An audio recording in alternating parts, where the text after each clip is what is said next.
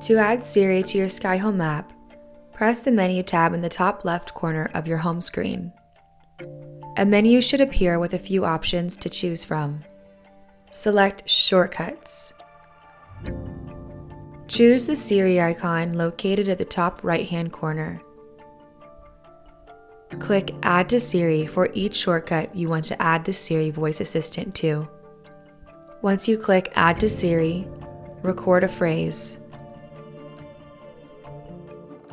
Lights on. Click Done. Continue this process for each device you want to add a Siri voice assistant shortcut to. Lights off. Click Done. In order for the Siri voice assistant to work, please make sure the shortcut app is downloaded on your smartphone.